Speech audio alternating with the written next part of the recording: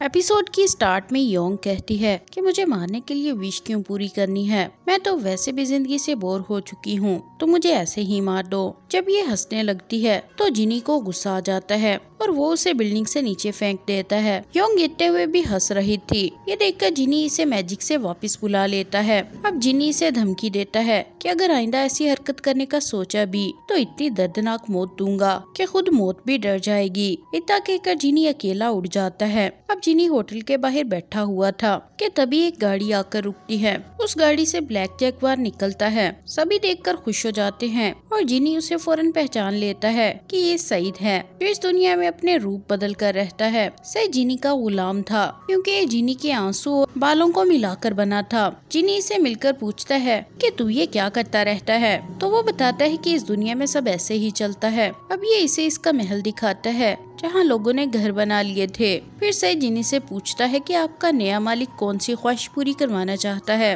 तो वो बताता है कि उसकी तो कोई ख्वाहिश ही नहीं, बहुत अजीब लड़की है। और यहाँ योंग चिराग को होटल रूम में ही छोड़कर वापस कोरिया के लिए निकल पड़ी थी। फ्लाइट में योंग वॉशरूम से फ्री होकर अपनी सीट पर वापस आती है तो जिनी वहीं बैठा खाना खा रहा था और योंग को समझाने की कोशिश करता है कि अपने दिमाग में बात बिठा लो कि तुम्हें मुझसे छुटकारा नहीं मिलने वाला। इतना कहकर वो चला जाता है और योंग उस पर गुस्से से चिल्लाने लग जाती है। अब ये वापस विलेज पहुंचती है तो ग्रैंडमा और उसकी सहेलियां इसे देखकर शॉक हो जाती हैं। एक तो कहती है कि तुम्हारे चेहरे का निखार बता रहा है कि तुम्हें प्यार हो गया है। योंग कहती है कि मेरी जिंदगी में कोई लड़का नहीं। तो ग्रैंडमा कहती है फिर ये लड़का कौन है? जिनी ने अपना रूप बदल लिया था और सबको नजर भी आने लगा था। योंग इसे मुंह बंद रखने की धमकी देती है तो सबको लगता है कि ये लड़का योंग का बॉयफ्रेंड है। योंग इसे अपने साथ रूम में ले आती है और पूछती है कि तुम ये सब क्या कर रहे हो। जिनी कहता है कि मैं तुम्हें पागल होने से बचा रहा हूँ। अगर यहाँ भी तुमने हवा में बातें की तो सब पागल समझेंगे।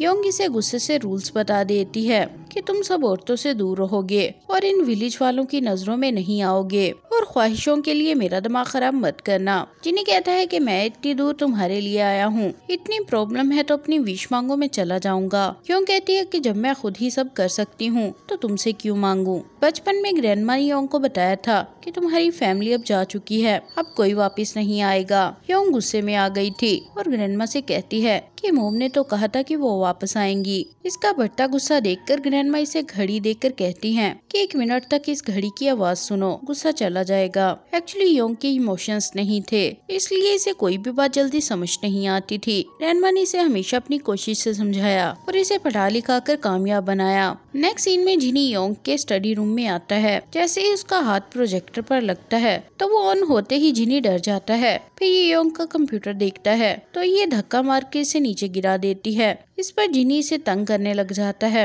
योंग जल्द ही इससे तंग भी हो जाती है और इसे यहाँ से जाने का कहने लगती है। नेक्स्ट सीन में योंग अपनी महंगी गाड़ी लेकर निकलती है। रास्ते में ग्रैंडमा की फ्रेंड मिलती है तो वो जाते हुए इन्हें हाय बोल देती है। ग्रैंडमा जैसे ही जिनी को अपने पास देखती हैं तो डर जाती हैं क्योंकि ग्रैंडमा और गांव वाले सभी योंग को साइकोपाथ कहते थे। जिनी ग्रैंडमा से योंग के बारे में पूछता है तो वो बताती है कि बचपन में योंग को जब भी कोई हथियार मिलता था तो वो जानवरों को मारने निकल जाया करती थी। हर बार कोई ना कोई इसे रोक लेता और बहुत प्यार से समझाते थे। इसी तरह योंग को पूरे गांव ने मिलकर पाला है और ट्रेन भी किया। जिनी सुनकर शौक हो जाता है कि आखिर ये क्या बला है। रात में योंग घर आते हुए जिनी से टकरा जाती है। जिनी को सामने से आता हुआ ट्रैक्टर नजर आता है, इसे बहुत पसंद आता है। वो ट्रैक्टर गांव के किसी सरपंच का था। वो आते ही योंग से पूछता है कि क्या दुबई वाला बॉयफ्रेंड यही है। योंग साफ इनकार कर देती है। उस आदमी को यकीन ही नहीं होता तो खुद जिनी से बात करने लग जाता है। योंग जिनी से कहती है कि बस इनसे हेलो हाय कर लो, कोई काम खराब मत करना। जिनी बहुत जेंटलमैन बनकर बात करता है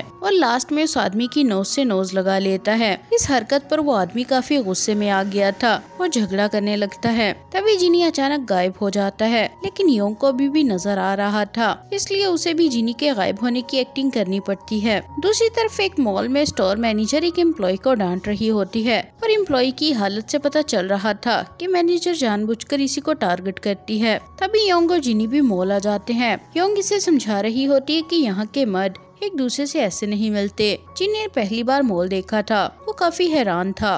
योंग कहती है कि सरपंच को तुम पर बहुत गुस्सा आया, वो तुम्हें जान से मार देगा। जिनी कहता है कि तुम कुछ करके उसे रोको। और यहाँ एक बिल्डिंग पर एक आदमी दिखाया जाता है, उसका नाम ईजेल था और उसकी असिस्टेंट इसे बता रही होती है कि बिल्डिंग सेल हो गई और अगले हफ्ते वो उसमें शिफ्ट करेंगे। इसका नाम मीजू है और ये दोनों भी जीनीस थे, पर ये ब्लीच से अलग किस्म के थे। यहाँ जीनी सईद से मिलता है, सईद इसे एक ड्रिंक देता है और जैसे ही टेस्ट करता है इसे काफी पसंद आती है। कुछ ही देर में जीनी बहुत सारी ड्रिंक कर लेता है। सईद कहता है कि मुझे थोड़ा काम है, तो जीनी कहता है कि तुम मेरे गुलाम हो, इंसानों को तबाह करो, उनके काम में साथ मत दो। सईद कहता है कि आका ड्रिंक करने के बाद बक बक मत कीजिए, मैं थोड़ी देर में आ जाऊंगा। फिर जीनी वीडियो गेम देख लेता है, उसके लिए सब नया था। वो सारी रात बैठकर गेम खेलता है और सुबह में पैसे खत्म हो जाते हैं। ये और पैसे लेने के लिए योंग के पास आता है और 1000 वॉन मांगता है। वो वजह पूछती है तो ये बताता है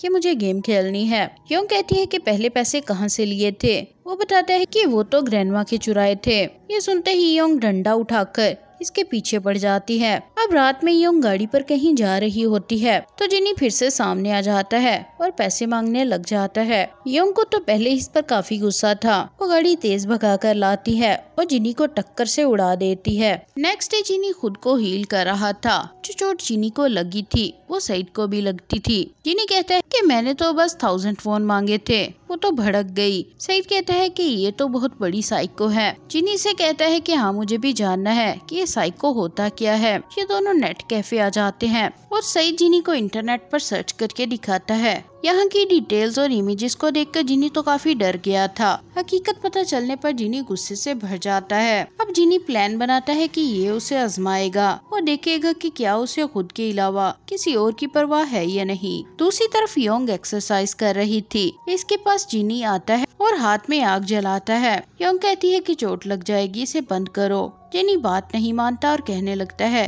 कि हाँ तो विश मांगो, नहीं तो मैं आग लगा दूंगा। मगर योंग भी जिद की पक्की थी। जिनी भी गैराज में आग लगा देता है और बाहर से दरवाजा बंद कर देता है ताकि योंग डर जाए और वो अपनी पहली विश मांग ले। लेकिन ऐसा कुछ नहीं होता।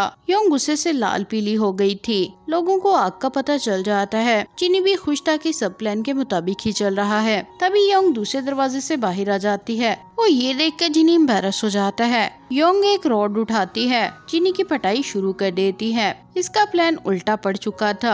आग बुझाने वाले फायर फाइटर भी आ गए थे। वो देखते हैं कि योंग लड़की की पिटाई कर रही है। योंग को सभी मना करते हैं तो जिनी ने समझाने लग जाता है कि मेरा और लड़की का मामला है, तुम लोग दूर रहो। योंग फिर से जिनी को पीटने लग जाती है। कुछ देर के बाद ये उसे कहती है कि रात तक सब पहले जैसा कर दो वरना तुम्हारी खैर नहीं। अब जिनी को क्लियर हो गया था कि योंग को दूसरों की जिंदगी से कोई मतलब नहीं, इसलिए जिनी को अब योंग को उकसाने के लिए बड़ा प्लान बनाना था। दूसरी तरफ मिंजी और योंग एक रेस्टोरेंट में बैठे खाना खा रहे होते हैं। मिंजी कहती है कि तुम हर वेडनेसडे को यहीं क्यों खाती हो। योंग कहती है कि मैं ग्रैंडमा के बनाए रूल्स तोड़ नहीं सकती, मुझे खुद को काबू रखने के लिए ये सब करना पड़ता है। मिंजी पूछती है कि अगर ग्रैंडमा को कुछ हुआ तो तुम सबसे पहले किसको कॉल करोगी। योंग कहती है कि एम्बुलेंस या तुम्हें करूंगी। मिंजी समझाती है कि यही जज्बात होते हैं, लेकिन योंग की समझ में कुछ नहीं आता। अब खाने के बाद योंग जिनी से मिलती है और उसे एक शॉप से क्लिप लेकर देती है और बताती है कि आइंदा जब भी तुम सबसे छुपकर मेरे सामने आओगे तो ये लगा कर रखना। जिनी कहता है कि मसला तुम्हें है तो तुम ही ये पहनो, अगर ये तुम्हारी विश है तो मैं पूरी कर सकता हूँ। योंग कहती है कि तुम मेरी ख्वाहिशों के पीछे क्यों पड़े हो। जिनी कहता है कि तुम्हारी वजह से मैं 900 साल तक कैद में रहा। योंग इसे समझाती है कि इंसान इतने भी बुरे नहीं होते, अगर मैं मतलबी आकड़ू होती तो लोग मुझसे डरकर मुझे साइको नहीं कहते। ग्रैंडमा कहती है कि इंसान नेक होते हैं, इसलिए तुम्हारी बात झूठ है। जिनी कहता है कि मैं हजारों सालों से ख्वाहिशें पूरी करता आया हूँ, मैंने बहुत इंसानों की ख्वाहिशें पूरी की और वो सबके सब मतलबी थे। योंग कहती है कि ठीक है, फिर साबित करके दिखाओ। इस रास्ते पर आने वाले पहले 5 लोगों को तुम्हें करप्ट साबित करना है और उनमें से 3 अगर साबित हो गए तो मुझे मार देना। जिनी के जाल में योंग फंस चुकी थी क्योंकि ये काम ही योंग की पहली विश थी। ये सुनकर जिनी खुश हो जाता है, लेकिन आज भी जिनी इस बात पर हैरान था कि योंग ने इंसानों के लिए अपनी जान दांव पर लगा दी। और फिर इसी के साथ इस पार्ट का भी एंड हो जाता है।